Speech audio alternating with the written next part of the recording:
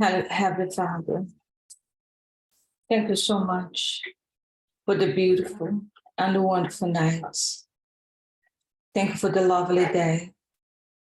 And humbly, we ask you, the good spirits, to continue to helping us.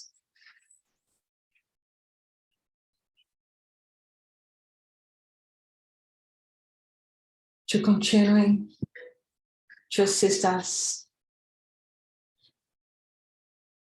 in our studies, in our activity during the day.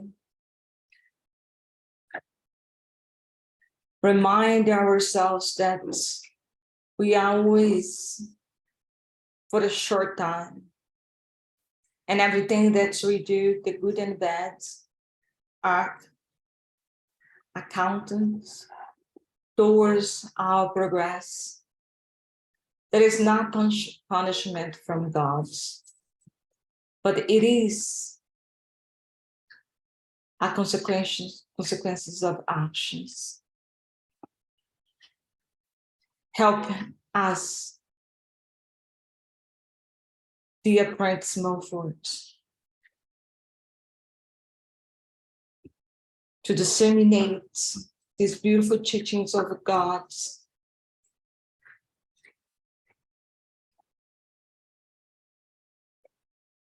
Help us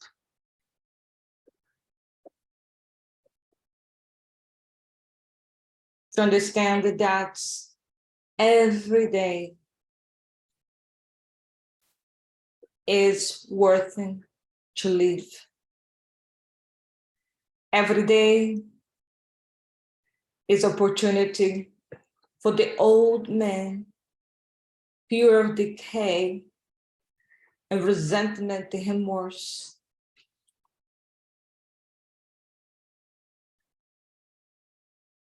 Dies and born the new man with the new costumes, new habits, new activities. Renew the faith in God.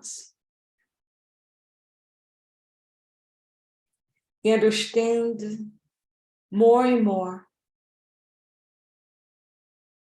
the work that every individual must do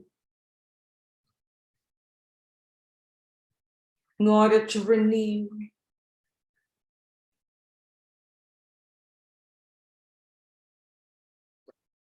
in order to unveil our conscience. More we understand the purpose of our life in here on earth, better we accept our conditions and make difference, because our faith can strain us, give us the strength, courage, and determination, fulfill our soul with tenacity, in knowing that every day is a gift. And when the desperate hit our door, compassionately and understand, we let it go, because we have turned the old page from the old book and renew the new chapters in our book, and understand that now we have more faith than ever. Those who already understand this concept of reincarnation, the immortality of the soul, have already accepted God in their hearts. And the beauty of the creation, have already comprehended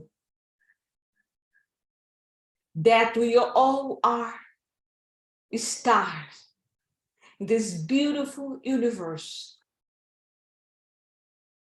with the help of the good spirits and our determination desire. We can and will purify ourselves and become enlightened spirits. And so it is. So, let's go inside the house. Come here, Soldier. Come on, Soldier. Come on. Come on, let's go inside. Come here. Here.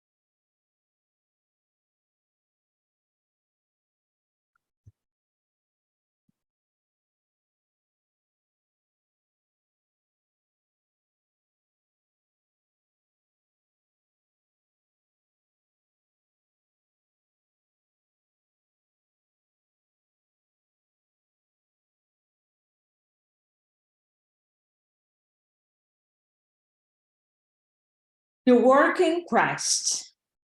For he who worked effectually in Peter's for the apostleship of the circumcision has worked in me for Gentiles. Human vanity has always intended to keep the Christ with the circle of religions, Sanitarianism.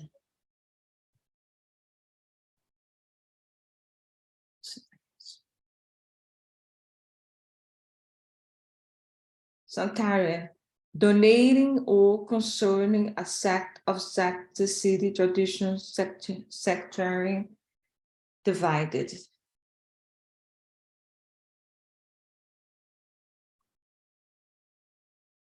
Of an action carried out on the grounds of membership of a sect, denomination or the group, sector killing, usually following the doctrine of a sect or the group.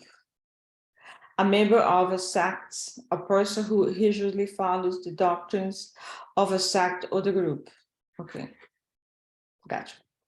Human vanity has always intended to keep the Christ within the circle of religions, sectarianism. Jesus, however, continued his activities wherever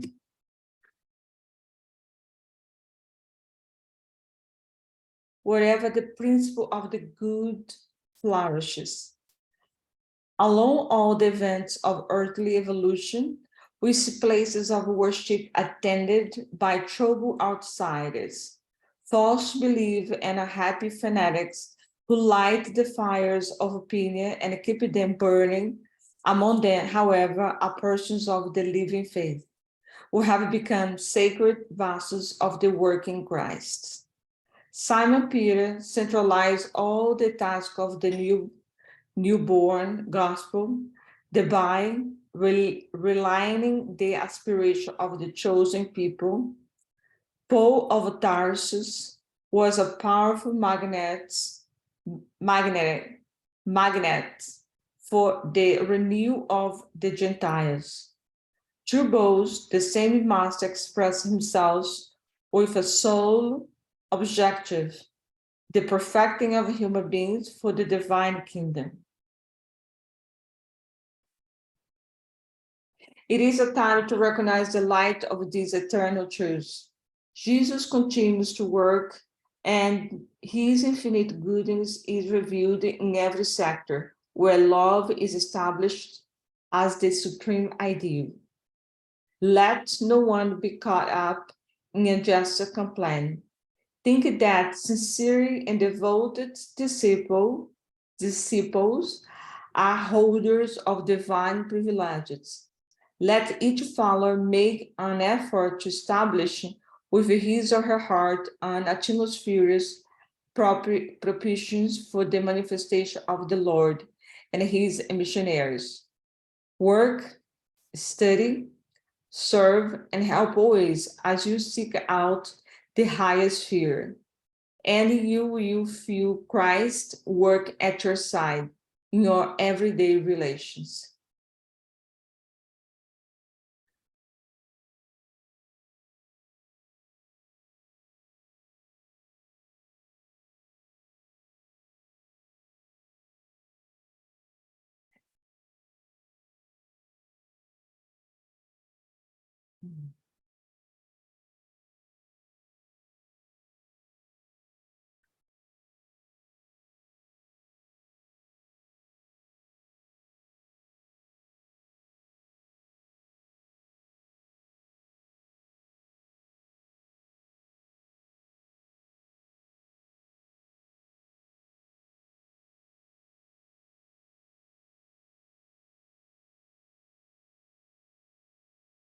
Spirits.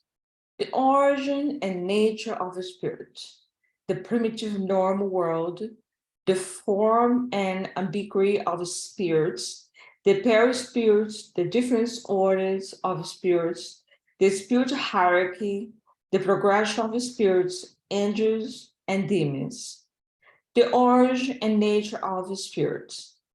How may we define spirits? We can say that spirits are the intelligent beings of creation. They populate the universe beyond the material world. Let something come to my mind. Let me check here something.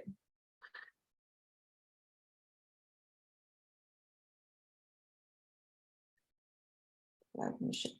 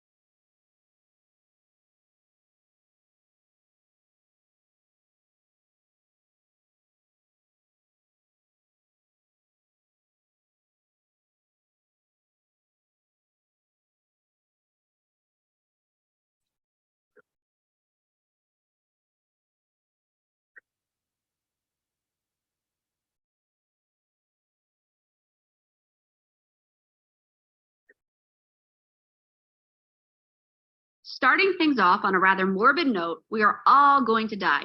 Regardless of status, gender, or beliefs, one day each of us will cease to exist as we do today. For this reason, the question that's been keeping philosophers busy for thousands of years is not death. Instead, it's, is there a soul that sticks around once the body has checked out? To delve into this query, let's take a look at Socrates, Plato's, and Augustine's views of the immortal soul. For starters, all three of these guys held to dualism. Stated pretty simply, dualism is a belief that reality or existence is divided into two parts.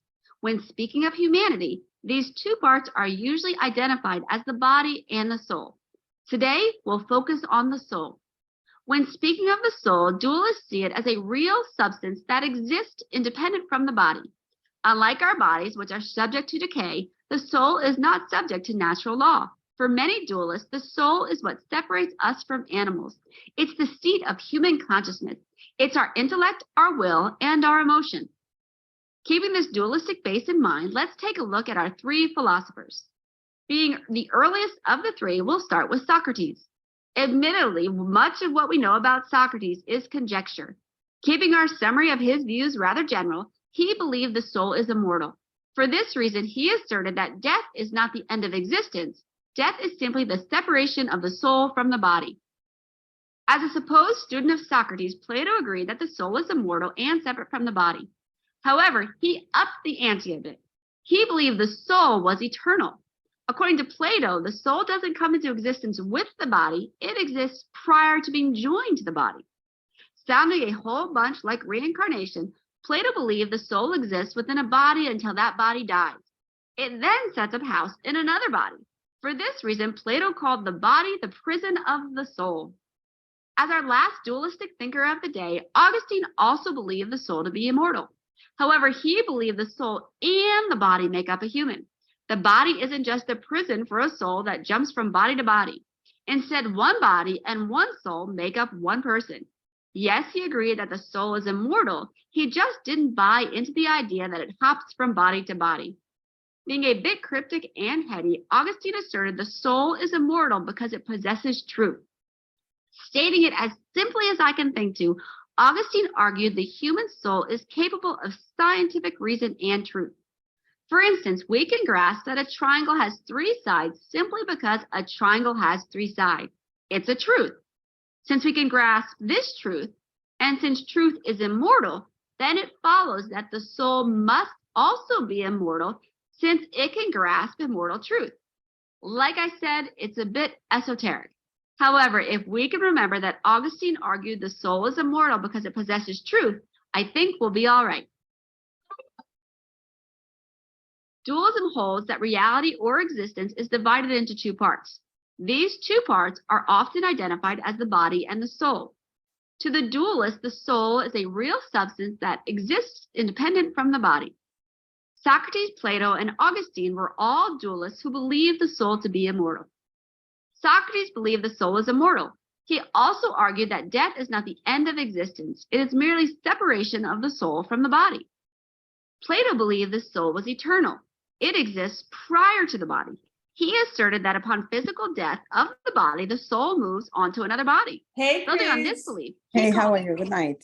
Good night. Tomorrow's somebody's Augustine believed the birthday. soul and the body make up Yes, the what's yesterday?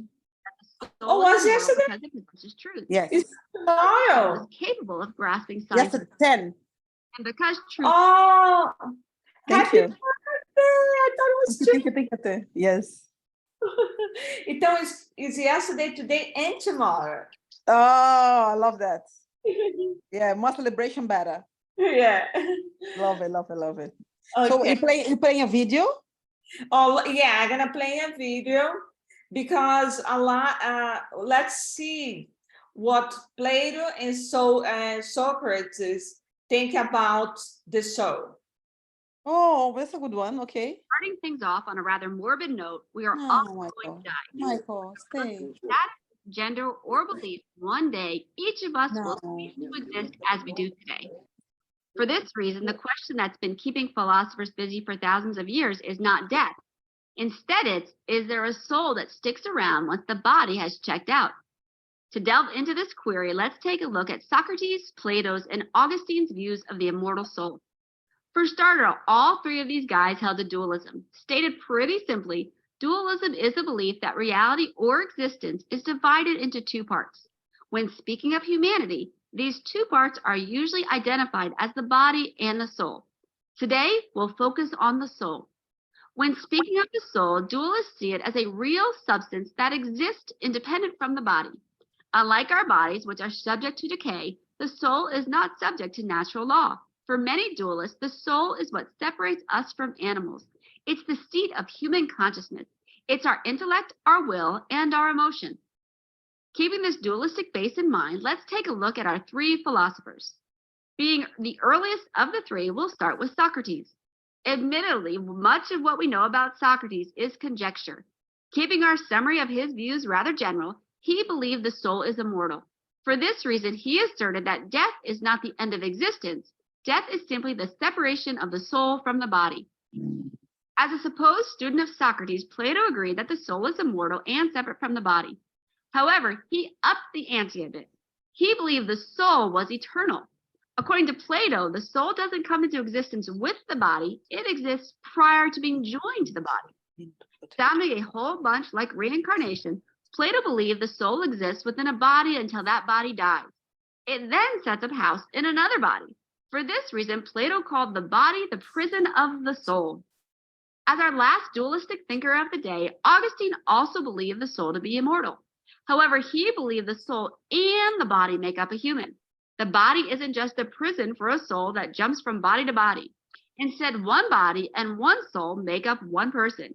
Yes, he agreed that the soul is immortal. He just didn't buy into the idea that it hops from body to body. Being a bit cryptic and heady, Augustine asserted the soul is immortal because it possesses truth. Stating it as simply as I can think to, Augustine argued the human soul is capable of scientific reason and truth. For instance, we can grasp that a triangle has 3 sides simply because a triangle has 3 sides. It's a truth. Since we can grasp this truth, and since truth is immortal, then it follows that the soul must also be immortal since it can grasp immortal truth. Like I said, it's a bit esoteric. However, if we can remember that Augustine argued the soul is immortal because it possesses truth, I think we'll be all right. Dualism. Okay. You were able to see, Christina? Yes. Excellent. I'm gonna show another one that I found very interesting. It's very much connected to what we are reading, studying.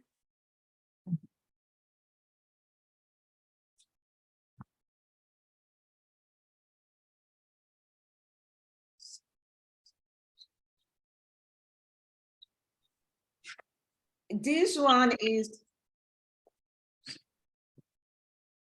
it's good too because it gives us a little bit interpretation of the self. Nora has been watching the news and the way everyone is at each other's throats, and though it's painful and sad to watch, she also thinks it's inevitable. After all, people are all independent and very different from one another. Her friend Charlie isn't so sure though. He believes that everyone is connected to each other and to the world. To Charlie, we are all one, so no one should be fighting. Nora and Charlie are thinking about the nature of the self. When philosophers talk about the nature of the self, what they're really asking is, are we separate from each other and from the universe? In Western philosophy, people tend to think like Nora. People are separate and unique from each other. What one person does or experiences is completely independent of other people and the world at large. However, in Eastern philosophy, the self is often treated as an illusion. That is, the idea that people are separate entities from each other and the world is not considered a reality in Eastern thought. To Charlie, Eastern thought seems pretty clear, but Nora's still confused about it. How can the self be an illusion? Does that mean she doesn't exist? To help Nora understand better, let's look at 2 major religious traditions in Asia, Hinduism and Buddhism, and how they view the self. Nora has heard of Hinduism, a major religion with many branches, common in South Asian countries like India and Sri Lanka. But she's not sure what Hindus believe or what their beliefs have to do with the self. There are many different branches of Hinduism with varying beliefs, sort of like there are many different branches of Christianity. But in all the branches of Hinduism, there are 2 important concepts that will help Nora understand the Hindu view of the self, the Brahman and the Atman. The Brahman is essentially the sacred, the God spirit, or the universe. In contrast, the Atman is the human soul, or the self. So when Nora thinks about her soul as a separate entity from others, she's thinking of her Atman. Unlike Nora's belief that the soul is separate, Hinduism teaches that the Atman is essentially part of the Brahman or universe.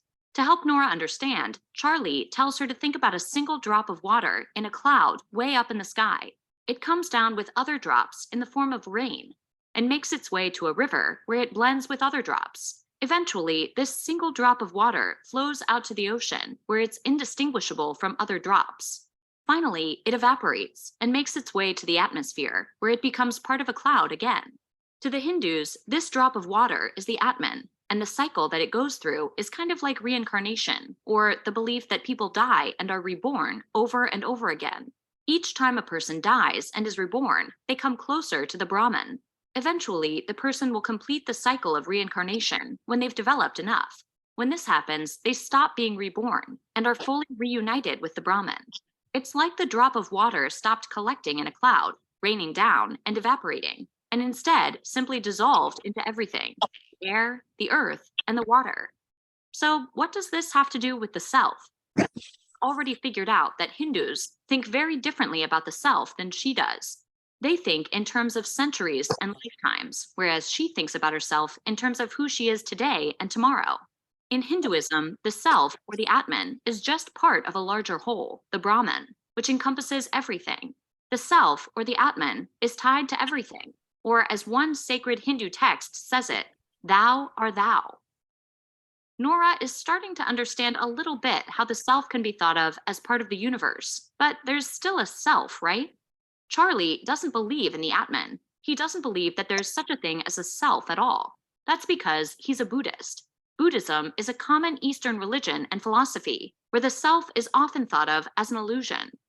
As with Hinduism and Christianity, there are many different branches of Buddhism, and they can believe vastly different things. Two concepts that are agreed on in most Buddhist branches are the ideas of interconnectedness and a lack of a self. Interconnectedness basically just means that everything is connected. To understand this better, Charlie tells Nora to think about her favorite book.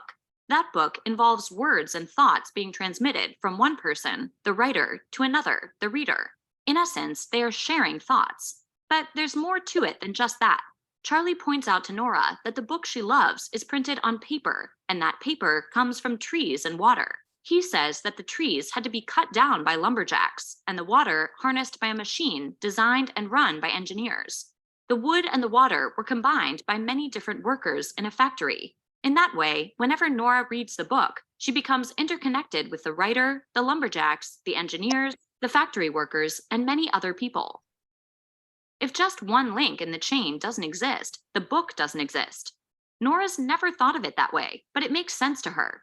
It's kind of like the Hindu text that says, thou art thou.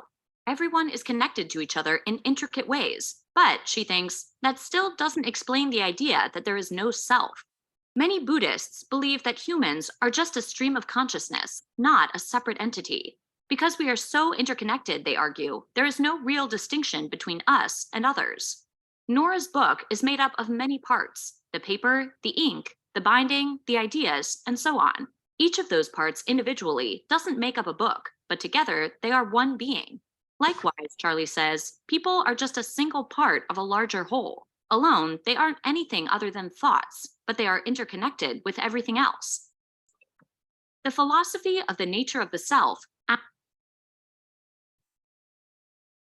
All right, so I think now let's go read our studies. So I think we will help, that will help us to understand more the concept of the spirit, I hope. Because many times get confused what it is, the concept of the spirit. Here.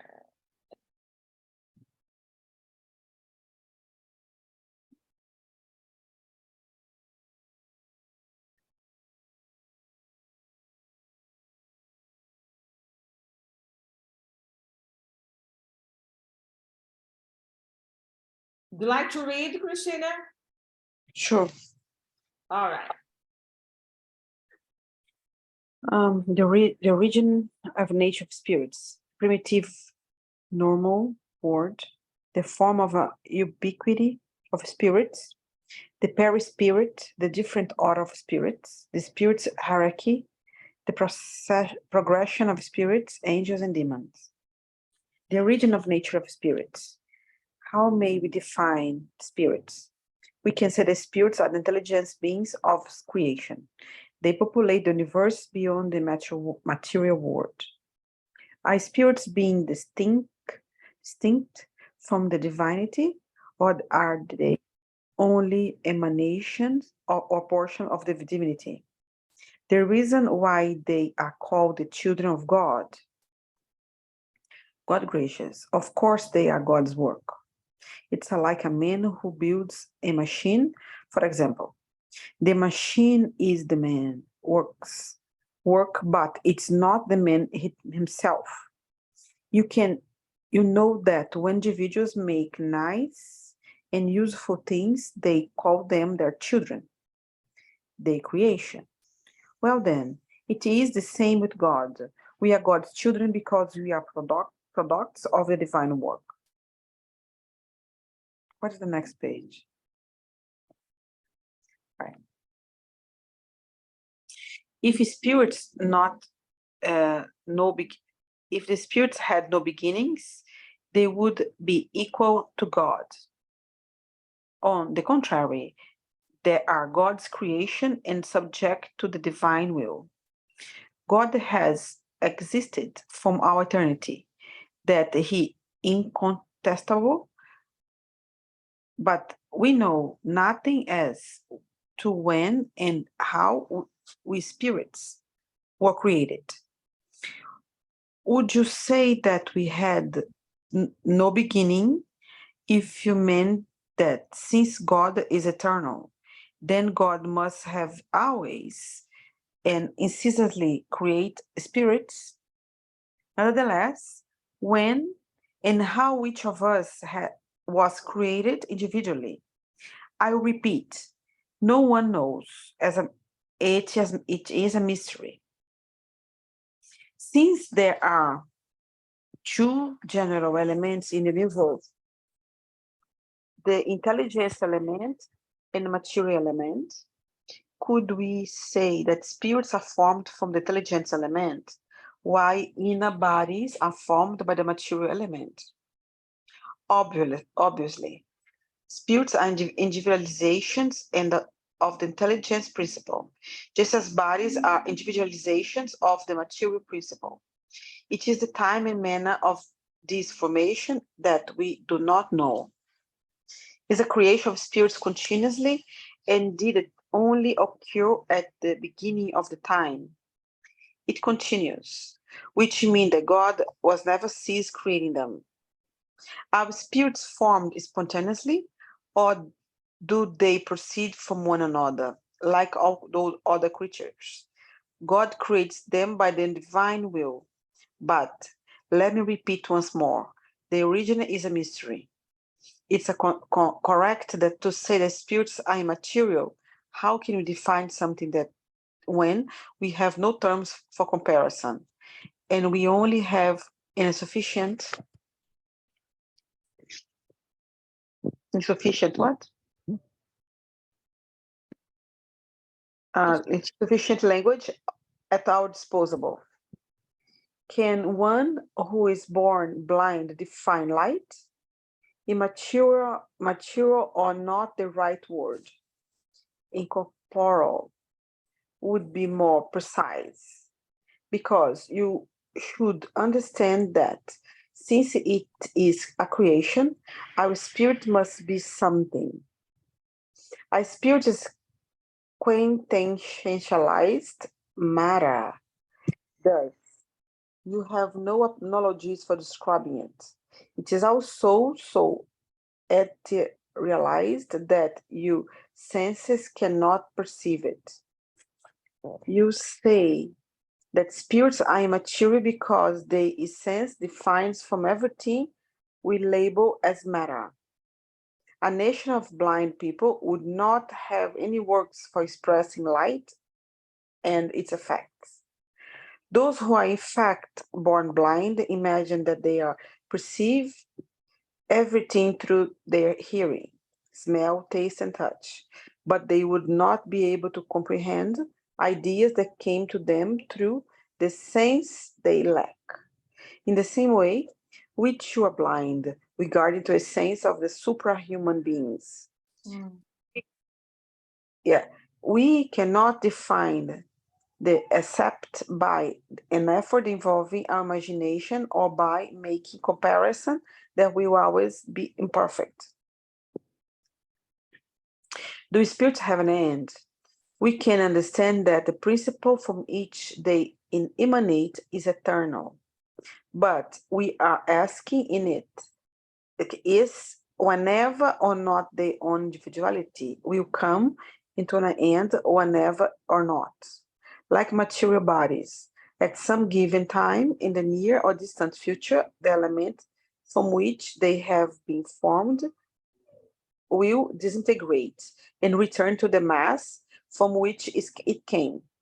It is difficult to understand how something that had a beginning would not also have an end. There are many things that you do not understand because your intelligence is limited, but there is no reason to reject them. A child does not understand everything that its parents understand, nor does an uneducated person understand all that a scholar understands. We are saying that spirit's individual existence never come to an end, that it's all that we can say for now. All right. So let's discussion, right? Sure. Okay. We know that we are not able to define spirits due to our limited vocabulary and also our senses as well, which goes through that concept. More elevate we are, more we expanded our senses. I imagine now that our 5 senses that we have now is like very, we can categorize them in a senses of infancy stage. So as we progressing, also our senses get broader. So we will have more senses. We don't understand them right now, but we will have others senses that now we're not able to permeate it. So, for example, the perispirit has different senses than the body does, because the perispirits already able to communicate direct from thoughts to thoughts. And we now have these abilities to communicate with one another through thought to thoughts, from thought to thoughts. We need many forms of communications. So even our soul, our perispirits already have more expanded senses than we do. So as we progressing, we understand more these senses. Then we understand also more about the spirit's life, how it is to be in the spirit life. I spirit be distinct from the divinity, or they are only emanation or portions of the divinity. And here they gave a good example of the machine. You know, everything that we created is a part of us, but it's not ourself complete. For example, I love to garden. You love to do your work with your hands as well, like the laser, massages, all this work that you do, right, is a service that you do well, but it is something that you created. It's a part of you, but it's not Christine. It's a service that Christine provides. Like a more concrete one would be, you know, the man who makes a clock. So all his thoughts are design this clock. So he creates this clock. This clock has a part of the man, but it's not the man itself. Likewise, are we. We are part of God, but we are not God's itself. God is a different entity from us. But we can say that we are part of God. And to be part of God, we are goddess in a sense of respect and reverences, not in a sense there are many gods, not in these essences, in the sense that because we are created by God, we are part of it. So always remind ourselves. Another important point that the spirits give to us is here. This is a very interesting point. Since there are two general elements in the universe, mean the intelligent element and the mature element. So could we say that spirits are formed from the intelligent elements while inert body are formed from the material elements? So obviously, the spirits are individualization of the intelligent principle, just as a body are individualizations of the material principle. It is the time and manner of this formation that we do not know.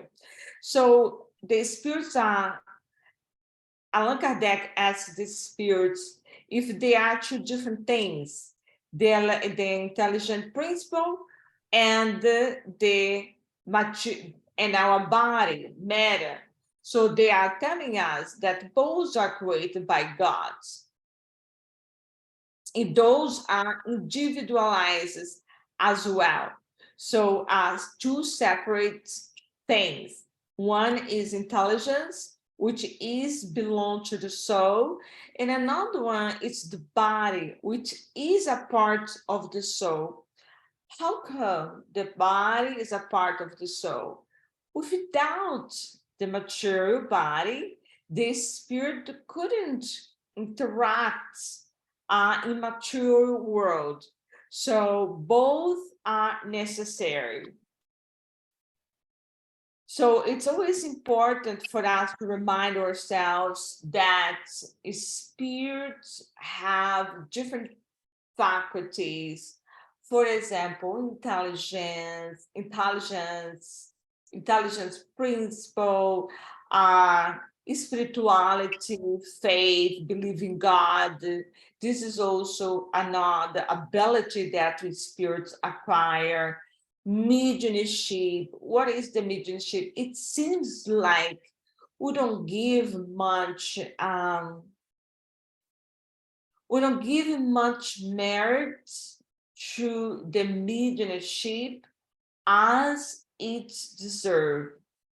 How come? For example, mediumship is the communication between the spirits. So when we are in a material matter, we still have the ability to communicate with the spirits. If you do that in a way that's safe and also in a respectful way, in other words, in regard to charity and to love. So we do have this ability in us. It's natural and it is the way that we communicate with one another. But because we have so much resistance to utilize this faculty, we make it a big deal, like something forbidden and you cannot do. For example, many religions believe that communication with the spirit isn't a good thing to do. It's forbidden. But in reality, it isn't forbidden. And it is a part of the soul. The ability to have this form of intelligence, because it's also a form of intelligence as well. It's exercise and understand that it's okay when it's done in a respectful way. we must think like when we communicate with one another, whether is at service, at working, at home, with a family, and here at the center, we are doing it in an essence of respect. So as long we understand that the communication with spirit, it's necessary, but is done with boundary and respect, we are okay. And remind ourselves that intelligence englobe, and see the words, intelligence is everything. It's not the intelligence of the books, but the intelligence of life itself. Meaning, mediumship is a form of intelligence as well, not just intellect, because it's the ability to understand the extra-physic. Okay. In the creation of spirits continues, or did it only occur at the beginning of time? So this is so important for us. It is continuous, which means that God has never ceased creating them. So we are here right now, and what's going on in a hospital? Many hospitals now children are born, and we find it's natural to us, because this is something that we it's a part of our routine: born, die, and so on. So it's something that we have already assimilated in our lives. So likewise are the spirits.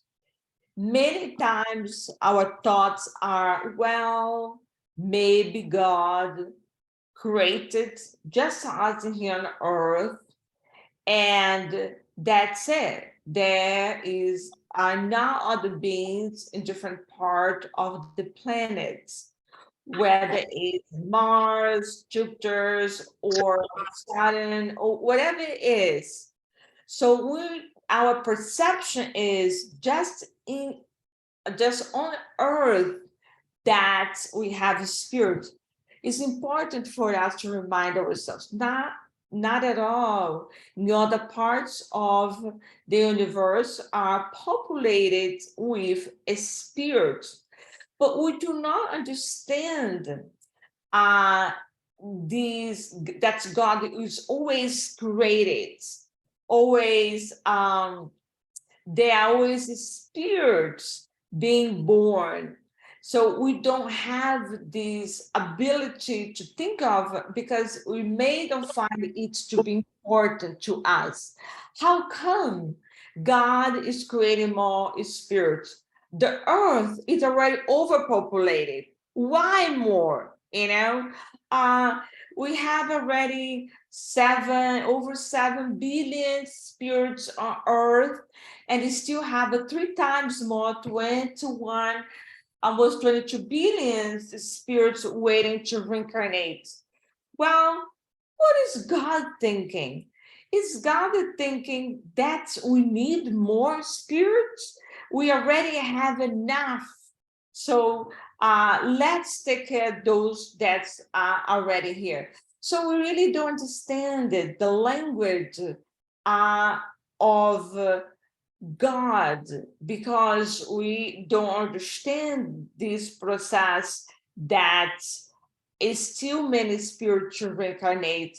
We may ask ourselves, well, it's overpopulated, we don't need more spirits. But God knows best. Therefore, God's continue to create it. Like the spirits in here saying, it's never ceasing. So you can imagine it. It's hard for us to understand this concept, because we just have Earth as our base. We really don't have the clear understanding of the universe. one day when we evolve more and we understand God's creations, and then we may say, oh, okay, I understand that God created the spirits and continuous, and that is a reason because they do not die. So we understand better. For now, it's important that we just focus in ourselves, in our progress, and looking forward to evolve, to working, to serve. In the previous reading from our daily bread was very important what was said that. So that's go very much in here with this concept that spirits continue be created by God,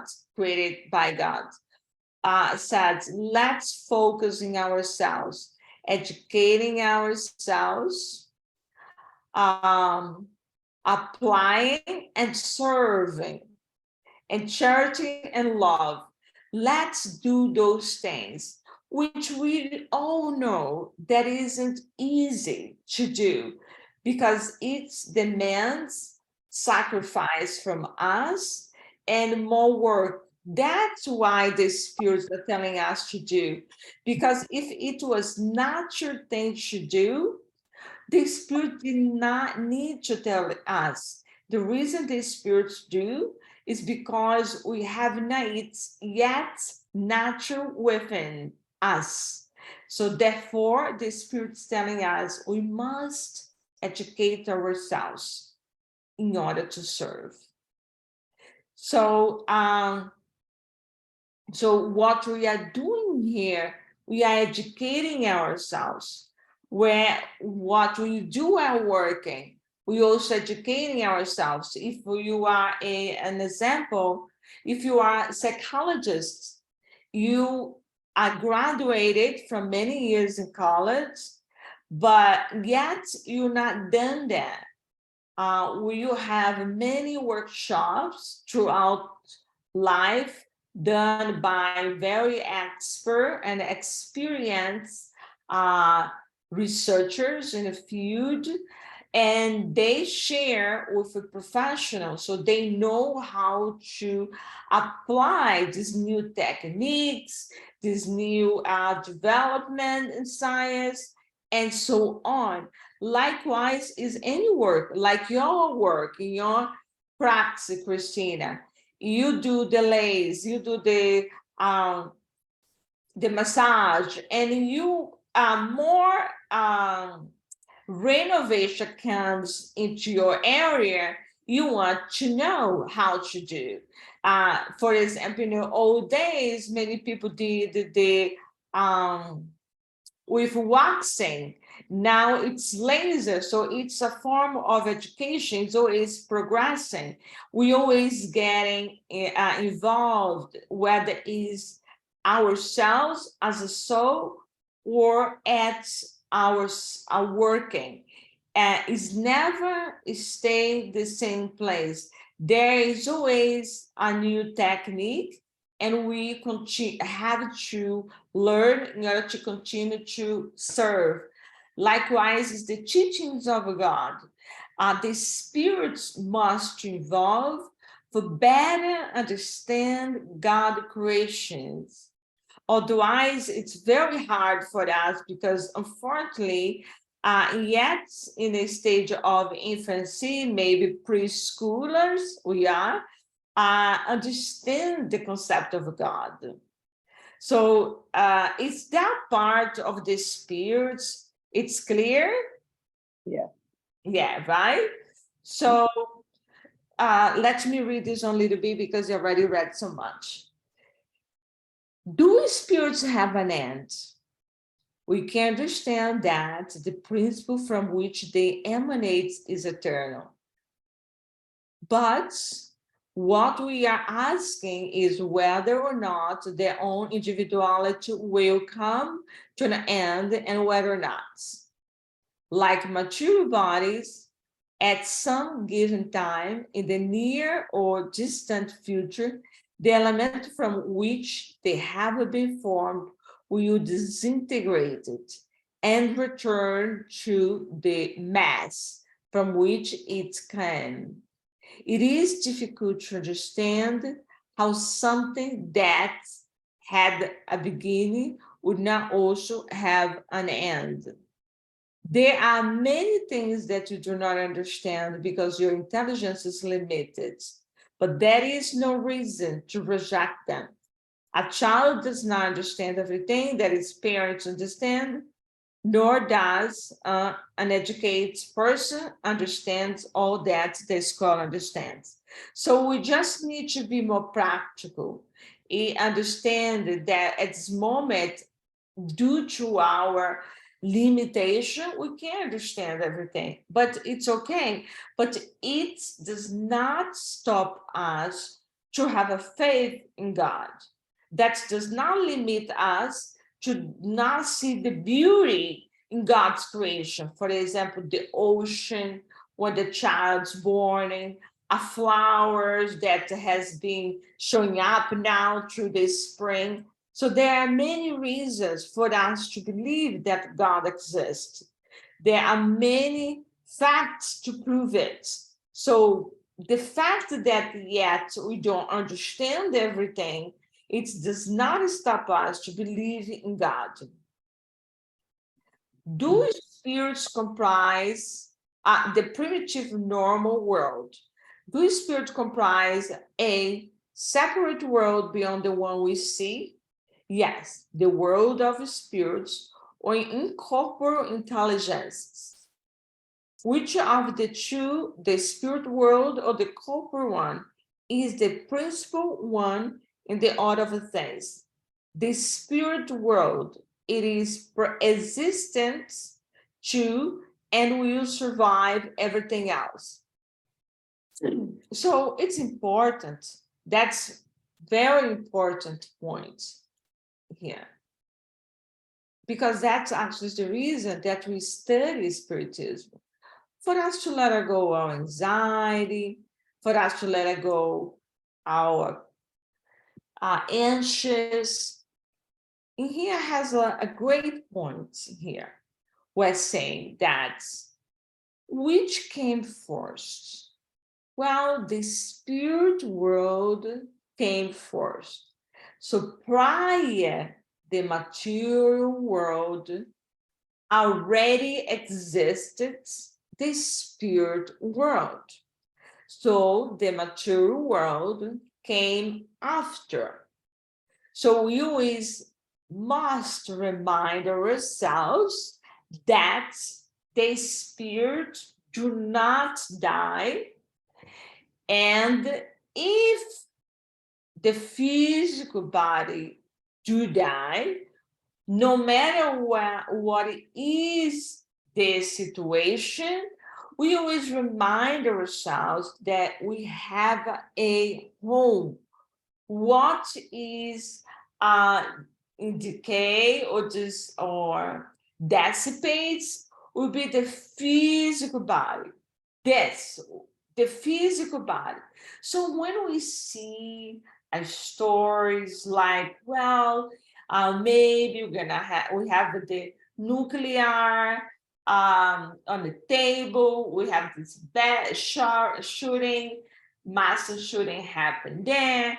When the world's showing up with so much miseries done by humankind, instead of us being like, oh my God, what's going on with me? What's gonna happen? If it does happen, the war, if it does, the nuclear bomb is exposed and something happened. So all these anxious that we create ourselves over situations that we do not have a control, it's worthy less of worry because is nothing that you can do.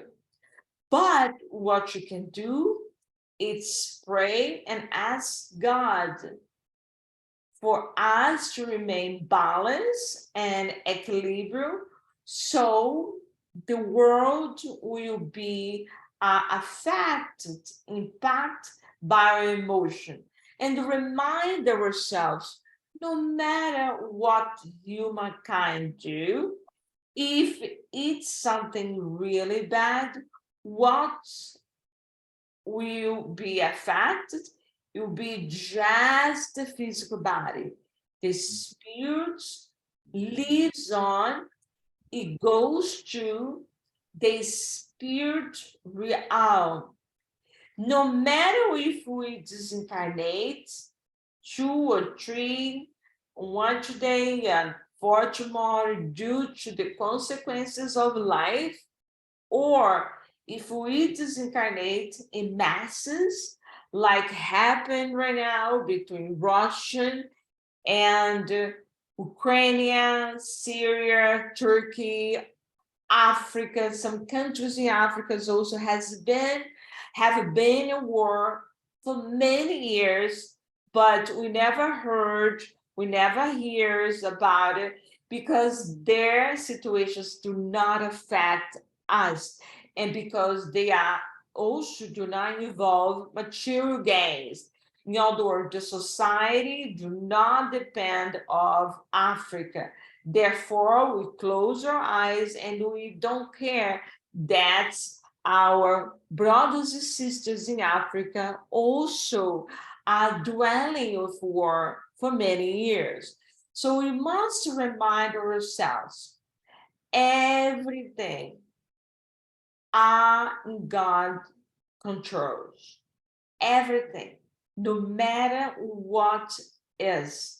If the Wall Street breaks, God is in control. We must to find in ourselves the serenity, the place, the equilibrium, and above all, the faith in God. If we have a faith in God, more and more these teachings that we have in here right now will be internalized by us, and we will not suffer the consequences of the world. No matter what men do or women do, will not affect us negatively, because the physical body can go, but the spirit never dissipates, always exists. So it's important for us to remind ourselves, we are immortal spirits. Many times we get anxious due to our current situation, but let's remind ourselves that God is in control of everything. Likewise, Jesus, who are responsible for our planets, also are in control of our planet. So for us who are study these teachings, it's important for us, when it comes moment that is hard, to say, wait a minute, I trust, I believe in God, and everything shall passes. So I know everything shall passes. So we must believe in it for it to be part of us. And when something bad happens in society, we will not be contaminated or imbalanced due to other people behaviors.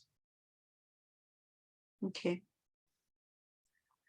So does it make sense? Yes.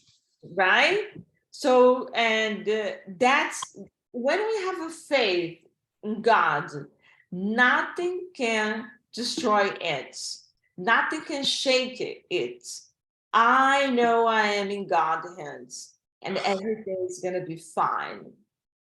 And we have to do what needs to be done in order to make sure our belief, our faith is consecrates God. The form and ubiquity of the spirits. Do spirits have a specific, limited, and constant form? To your eyes, no. To our eyes, yes. You might say they resemble a flame, a glow, or a ethereal sparks. So see what the spirits are telling us here. To you, it's variety from the colors of the dark of ruby to a brilliant one, depending on the degree of the individual's spirit's purity. Spirits beings are ordinarily represented with a flame or a star in their brown. It is an allegory which alludes to the central nature of a spirit. The flame or star is placed there because that is the seat of intelligence. You know, when sometimes we say, wow, I see these crowns in someone's head.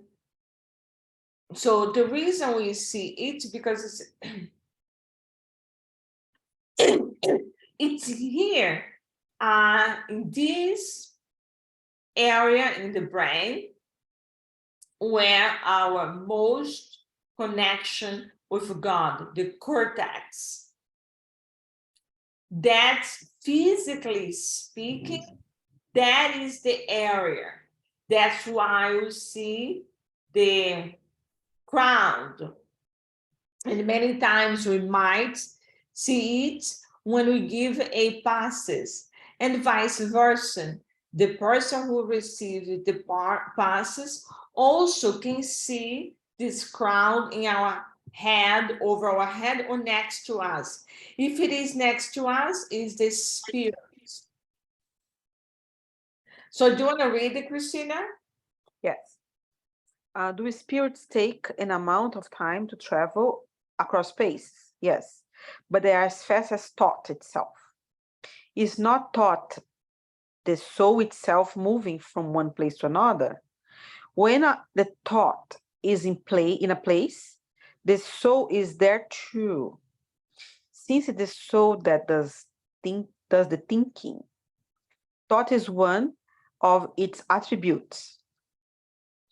It is a spirit who moves from one place to another, conscious of the distance it travels to the space it crosses, or it's suddenly the space to which it wanted to go.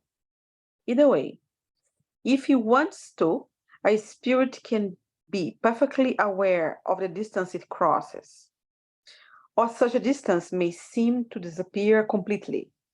It all depends on the spirit's will and the degree to which its nature is purified. Is matter an obstacle to spirits? No. They can pass through anything. The air, the earth, water, or even fire are all equally accessible to them. Do spirits have the gift of ambiguity? In other words, can one and the same spirit divide itself up or be at various points all at the same time? A spirit cannot be divided up. However, each is center radiating in different directions, and that is why it appears to be in many places at the same time. Looks like the sun. The sun is only one body. Yes, yet it radiates all around and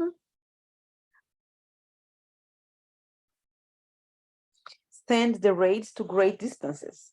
Nevertheless, it does not divide itself up. To all spirits radiates with the same power. Far from it, depends to the degree of purity. Each spirit is the indivisible unit, but each one can extend its thought in different directions without dividing itself up. We should understand the gift of ubiquity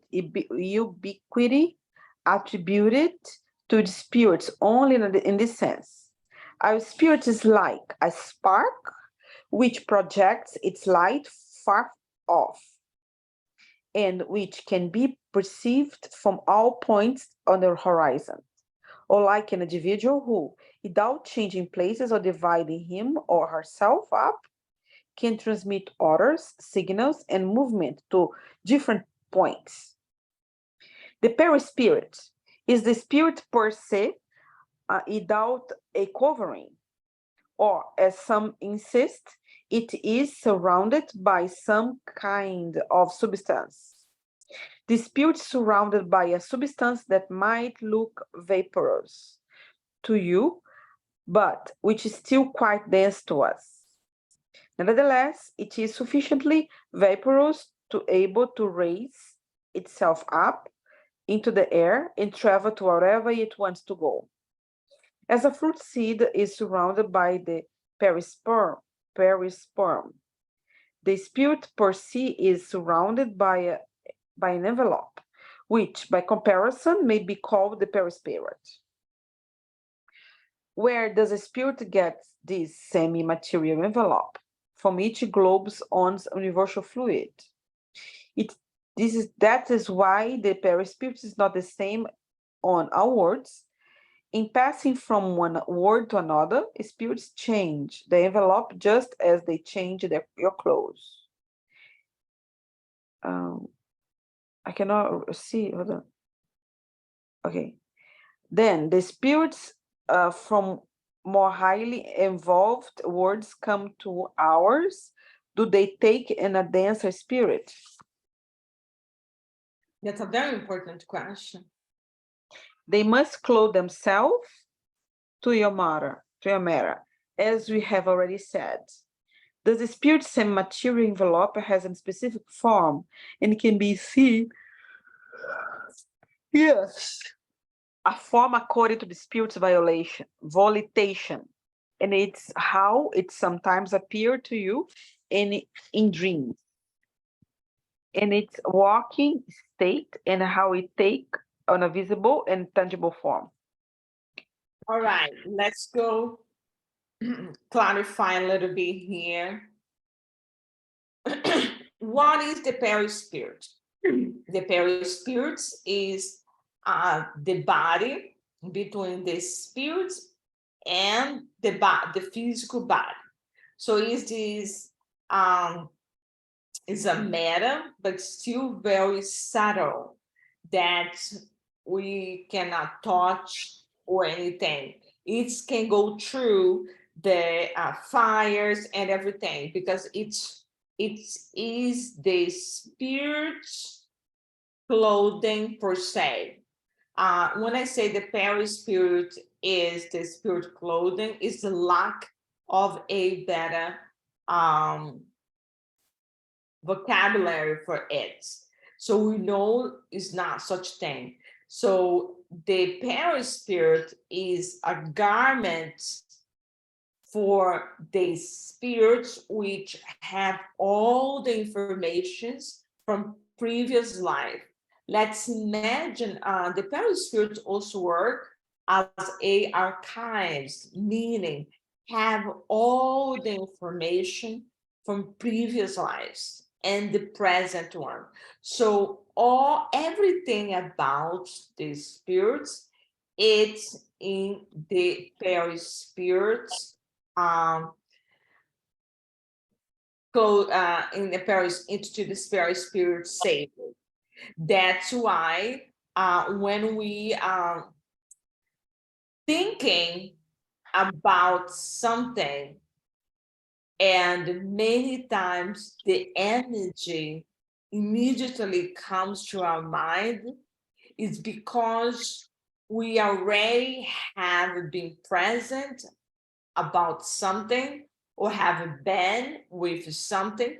We already have a previous information. So everything is stored in our perispirits. So a perispirit has many functions. Perispirit is not the soul, is the a garment of the soul per se, but it's just a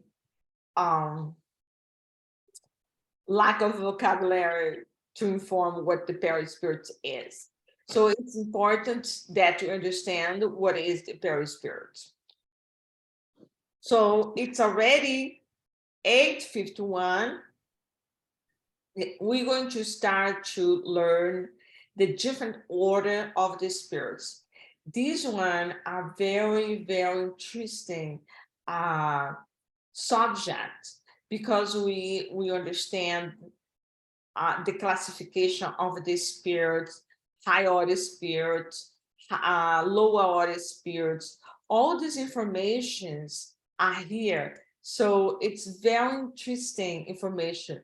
Third order spirits, our total are 10 categories of a spirits. So we going to study in May, I'm not telling for sure, we find ourselves in one of those categories. So there are 10. So the next classes are very important for all of us to be here, because it will disclosure for us in details the categories of each level of the spirits. All right. So Christine, I would like Christina to do the prayer. Yes. Yeah, dear God, help us to spread our understanding to have every human being who is doubt themselves in every time consuming for the struggles of the daily routine, and who gets burden or lack of faith, any order to choose a professional loved one or any time ways to fulfill their own time. Help everybody who has any type of addiction to touch their heart and soul, to be able to remember that the spirit, the spirit is eternal and is continually evolving. Help them to remember how to ask for help for the guardian angels, for the mentor, or the teachings from Jesus Christ, St. Francis, everybody who came before our ancestors, before ourselves, who are the most philosophers, any type of connection with the science, to make them to be present in the struggle of the day routine. Dear God, send these good vibes to everybody who's in the relationship that is abused, or suffocated or any form, and people who are healing inside of the hospitals or inside of the house or bed. Help us to be a better person today and tomorrow, and to remember these teachings. So be it. Thank you, God, for today, for tonight, and for days ahead. And happy birthday, Christina Oliveira. Yeah, thank you. It was Saturday. I am 52 is official. All right. So tomorrow you're gonna eat some cake, right? Yes, I bring some cakes. Yes. Okay. Okay, see you tomorrow. My pleasure. Ciao. Have a good night. Good night. Ciao. Thank you. Bye. Kisses.